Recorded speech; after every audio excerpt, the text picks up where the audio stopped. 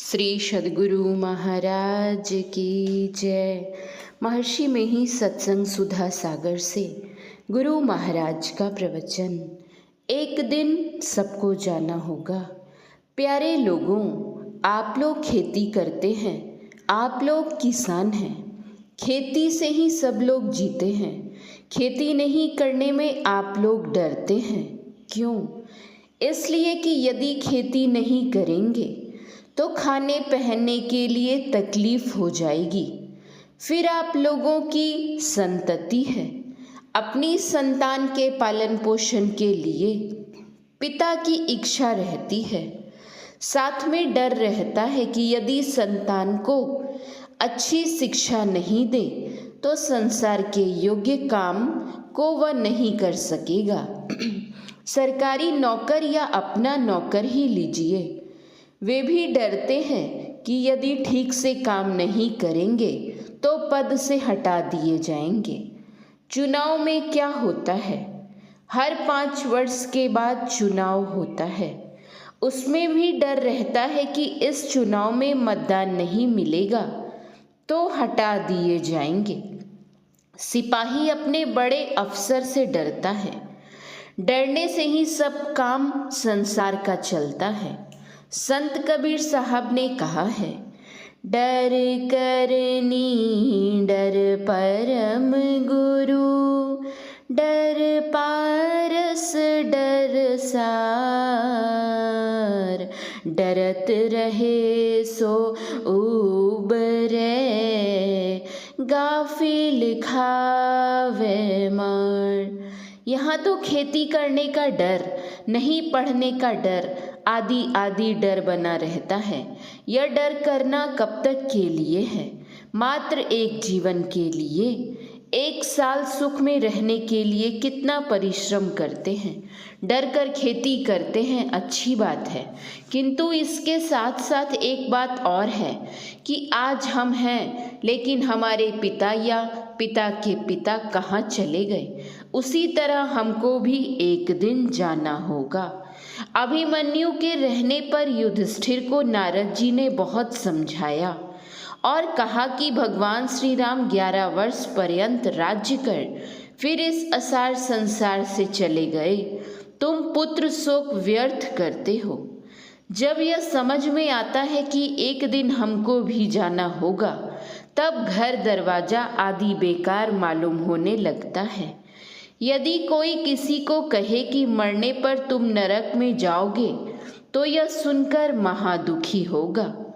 इसके लिए ऐसा उपाय करो कि शरीर छूटने पर दुख में ना चले जाओ। अभी जो आप लोगों ने पाठ में सुना है उसमें कबीर साहब कहते हैं, निधड़क बैठा नाम बीनू, चेती न करे पुकार, यह तन जल का बुद बुदा, बिन सत नाही बार। पानी का फोका बुदबुदा कुछ काल ठहरता है, फिर फूट जाता है। उसी तरह शरीर थोड़ी देर रहेगा, फिर नाश हो जाएगा। इसलिए भजन करो और डरो कि कब शरीर छूट जाएगा। भय से भक्ति करे सबे, भय से पूजा होए, भय पारस है जीव को, निर्भय होए न कोई। कबीर साहब, भजन करने के लिए हमको वैसा बनना पड़ेगा जिससे हम भजन करने के योग्य होंगे। अतर दान में अंगुली देनी हो तो गोबर जिस हाथ से फेंके हो उस हाथ की अंगुली को धो लो, तब इत्र की सुगंध मालूम होगी। उसी तरह ईश्वर भजन करने के लिए अपने मन हृदय को शुद्ध करना होगा। इसके लिए पाप 5 मत करो। पहला पाप है झूठ। झूठ मत बोलो। यदि गांव भर के लोग झूठ नहीं बोलेंगे तो किसी से किसी को लड़ाई झगड़ा आदि नहीं होगा। झूठ में सब पाप छिपे हैं। झूठ छोड़ा तो सब पाप भाग जाएंगे। संत कबीर साहब ने कहा है, साच बराबर तप नहीं, झूठ बराबर पाप, जाके हृदय साच है, ताके हृदय आप। चोरी मत करो, व्यभिचार मत करो। व्यभिचार कहते हैं अनैतिक मिलन को। मनुष्य के लिए जो शास्त्रानुकूल वैवाहिक नियम है उस तरह विवाह कर स्त्री पुरुष एक साथ रहें। इसके विरुद्ध जो है वह है व्यभिचार। नशा नहीं पियो और न खाओ। संत कबीर साहब ने कहा है, मांस मछरिया खात है, सुरापान से हेत, सोनर जड़ से जाएंगे, जो मूरी की खेत। खेत से मूली उखाड़ने पर उसका कुछ नहीं बचता है। उसी तरह जो मांस मछली खाता है, मद्य पीता है, वह धर्म के खेत से उखड़ जाता है। भांग तंबाकू छूतरा, अफीम और शराब, कह कबीर इनको तजै, तब पावे दीदार। नशीली चीज सत्य मार्ग से गिराने वाली है। हिंसा मत करो। हिंसा नहीं करने के संबंध में मांस मछली भोजन मत करो। मांस मछली खाने से केवल हिंसा ही नहीं होती है, उसकी तासीर भी कुछ और है। गाय के दूध में जो गुण है, भैंस के दूध में वैसा गुण नहीं है। बकरी के दूध में फिर दूसरा ही गुण है। उसे आप पी सकते हैं किंतु गदही का दूध नहीं पी सकते। दूध में भी गुण है।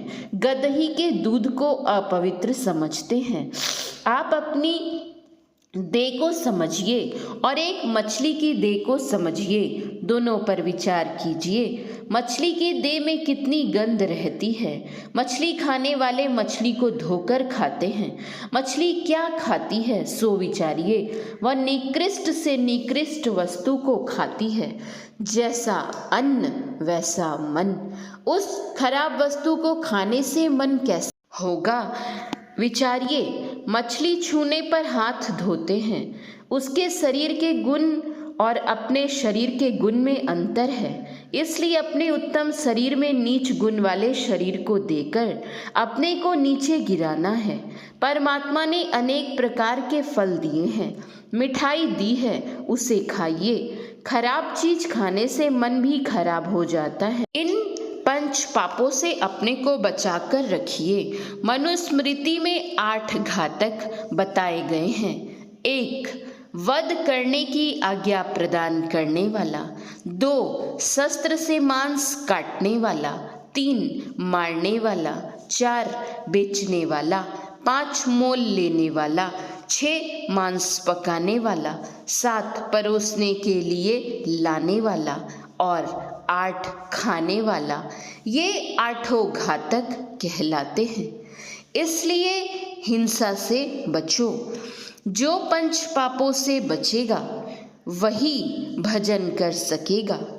भजन करने में टाल मटोल मत करो। आज कहे मैं काल भजूंगा, काल कहे फिर काल। आज काल के करत ही अवसर जासी चाल। कबीर साहब इसलिए उन्होंने कहा, काल करे सो आज कर, आज करे सो अब,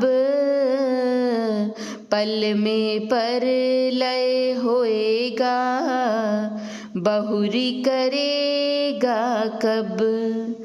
यह अच्छे कर्म के लिए कहा है, बुरे कर्म के लिए नहीं।